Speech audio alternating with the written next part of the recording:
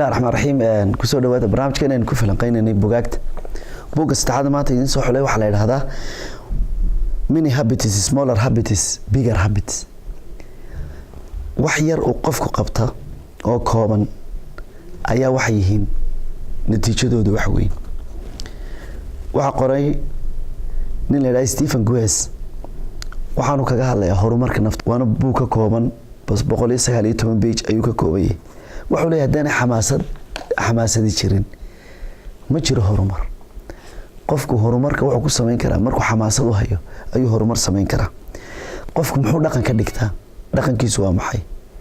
hadduu qofku wax dhaqan ka dhigan waayo sidee buu horumarayaa buu leeyahay wax kasta oo wanaagsan oo qofku doonayo noloshiisa inuu ku horumariyo waa inay dhaqan u noqdaan buu leeyahay markii hore wuxuu ahaa buugani lecture laga jeediyay barnaamijka TEDx oo uu jeediyay doctor psychology takhasus ku leh oo la oran jiray BJ Fogg dabadeedna ninkan ayaa buugaas qaybo badan oo kamid ah lecture-kaas iyo inuu ku daray ayaa wuxuu ka dhigay buug marka waxa uu leeyahay 5 idea ama 5 fikradood oo waaweyn ayuu qofku noloshiisa ku horumarin karaa hadduu qofku wax yar qabto oo joogto ah waxay ka dhigan tahay buu leeyahay inuu qofkaasi progress-kiisu uu marka dambe soo kordhiyo laakiin hadduu wax weyn isku raro oo ila waxa weyn baan qabanaya deedna markuu yar qabto wixii iskaba wada daayo waxa ka fiican in wax yar oo joogta qabto waxaanay arintaasi dabaq saaba xadiiska nabiga kaleey salaatu wasalaam waxa ugu khayr badan wax la qabto amal yar oo la joogteeyay haba yaraade amal la joogteeyay haba yaraade amal la joogteeyay ugu khayr badan markii la weydiiyay nabiga kaleey salaatu wasalaam amal nooca ugu khayr badan ayaa waxa ugu khayr badan amalka la joogteeyo haba yaraade qofku maalin kasta waa inuu qabtaa dabadeedna shaqada uu qabanaya saameyn weyn ay ku leedahay noloshiisa shaqada inuu qabanana haddii saameyn weyn yeelan weydo maanta for example waa sabti waxaanu u baahanahay shaqo inaad qabato shaqadii aad qabatay noloshaada dambe saameyn weyn kuma leh waxay ka dhigan tahay shaqadaasi inaanay kuu fulin istaraatiijiyadaasina ay ka khasaartay dadku awal waxay dad iyo jeer dadkeenu ku dhiiradaan inay iscanaantaan hawshaas maan qaban naftayda liidata isaga iscanaananaya lagama yaabo inuu canaanto istaraatiijiyada iyo qorshaha qaabka u maray inuu canaanto waxa laga yaabaa qaabkii inuu qaldan yahay dabadeedna marka ay ka xumaatay natiijadu marka qofka marka koowaad maxaa la doonayaa qaabku meeshu marayo natiijada si uu gaaro wadada uu marayo inuu hagaajiyo dabadeedna uu naftiisa intuu canaanta ka yareeyo maalintii hore dee waxba u qabsoomi waayeen maalimaha dambe uu hagaajiyo masalan cibaadadu haday ka xumaato oo talaadaha inaan jamc ku tukan qofku waa inuu sameeyaa maanta oo sabti ah hadii aanu jamc ku tukan oo salaadii duhur iyo casr iyo maqrib iyo cishaa iyo subax intoodii badneed jamc ka tagay markuu si seexanayo xisaabiyo ee uu arko inaanu salaadii maalimahan soo dhaaftay jamc ku tukan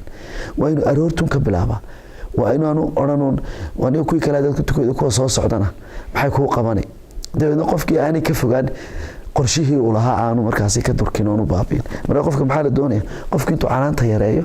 waa inuu isbedel degdeg ah ama reform degdeg ah uu isku sameeyo guush waxay iman kartaa marka nafteena aynu maalgelino aqoonta akhriska iyo fahanka nolosha adduunyadu waxay qayb weyn naga siinayaan halkaynu u soconno inay noo muuqato laakiin goolka iyo ujeedooyinka noo socona waxay libdhayaan oo naga lumayaan marka aanay inoo cadayn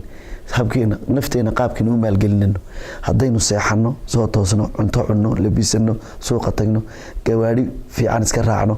dabadeedna asxaabska la soo sheekaysano hudheelo fiican fadhiisano soo noqon seexano soo toosno halkii marno deedna saa u wareegno nolosha gibigeega waxay naga ahaanaysaa markaa routiinka bilaamidhaha deedna goordhow waxay noqonaysaa nolol aynu iscanaanano nafteena canaanano marka qofku waa inuu marka koobaad samaystaa qodobo muhiim oo uu ka duulo waa inuu yiraahdaa sanadkan hebel 2018 waa inuu qofku yiraahdaa mesela ama 2019 waxa ay qorshaysan bil kasta inaan 3 buug akhriyo sanadku markuu dhamaado waa inaan akhriyaa 50 buug in ku dhow ama 40 buug ama 30 buug ama waa inuu qofku yiraahdaa for example habeen kasta ama maalin kasta waxay qorshaysan inaan intaas wardiye aan akhriyo intaas quraana aan akhriyo intaan sadaqad la baxo u joogteeyo noloshiisa impact ama saameynta ku sameynayso ayuu arki doonaa qofka مثلا دو قرآن كجوكتيو maalin kasta jis maalin kasta laba jis maalin kasta nus maalin kasta sadaqad la bax maalin kasta 100 jeer ama 1000 jeer wardi akhriyo noloshiisa ayuu saameyntii ka helaya dabeedna qofkii waxa uu fiicnaanaysa inuu markaas noloshiisa wato qodobka ugu dambeeya